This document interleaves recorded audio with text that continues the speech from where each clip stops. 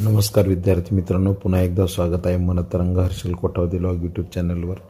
विद्यार्थी मित्रांनो, आपल्याला तर माहिती आहे की पवित्र पोर्टलमार्फत शिक्षक भरती होते आहे आणि त्या भरतीमध्ये स्पष्ट उल्लेख आहे की काही पदं ही फेज 2 मध्ये भरले जाणार, पण त्याचबरोबर उरलेली पदं ही टेट एक्झाम होईपर्यंत भरली जातील किंवा टेट एक्झाम झाल्यानंतर भरले जातील। आणि ती टेट एक्झाम द्यायची असेल तर किमान तुम्ही TET क्वालिफाय असणं आवश्यक आहे। तर त्यानुसार यंदा TET परीक्षा आता एप्रिल किंवा मेमध्ये होण्याची शक्यता आहे। यंदा TET परीक्षा ऑफलाईनच या संदर्भातला मथळा आहे। राज्यामध्ये एप्रिल किंवा मेमध्ये होणार TET परीक्षेचे आयोजन। राज्य सरकारकडून राज्य परीक्षा परिषदेस परीक्षा घेण्यास हिरवा कंदील। यामध्ये डॉक्टर नंदकुमार बेडसे जे अध्यक्ष आहेत राज्य परीक्षा परिषदेचे, त्यांनी काय म्हटले बघा।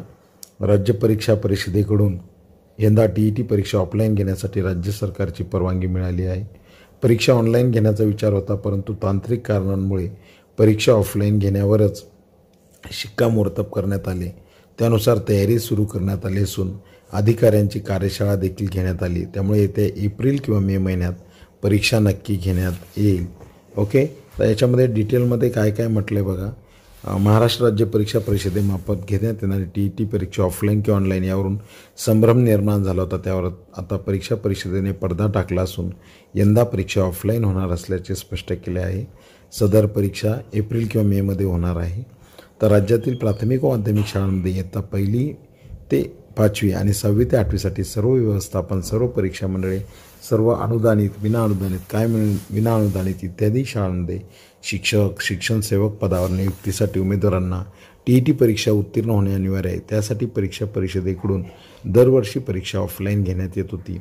गेल्या 2 वर्षात TET परीक्षेत गैरप्रकार झाल्यानंतर संबंधित परीक्षेच्या पारदर्शकतेवर प्रश्नचिन्ह निर्माण झाले होते।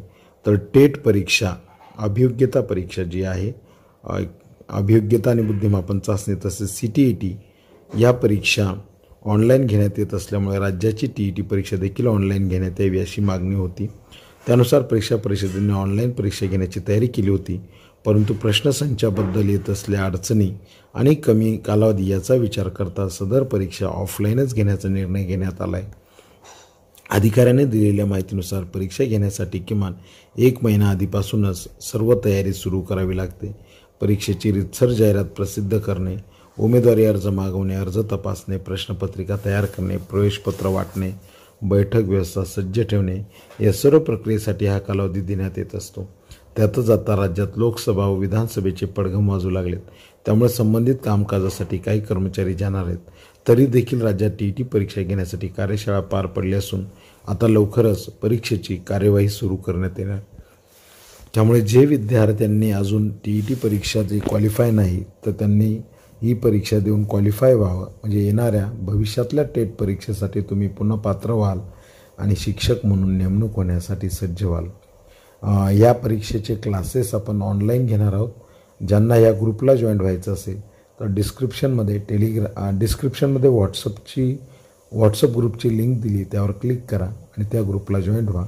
10 मार्चपासून ऑनलाईन क्लासेस सुरू होणार आहेत। अशाच नवनवीन अपडेट्ससाठी चॅनल सबस्क्राईब करा, बेल आयकॉनला हिट करा। पुन्हा भेटूया नवीन माहितीसह। धन्यवाद, थँक्यू।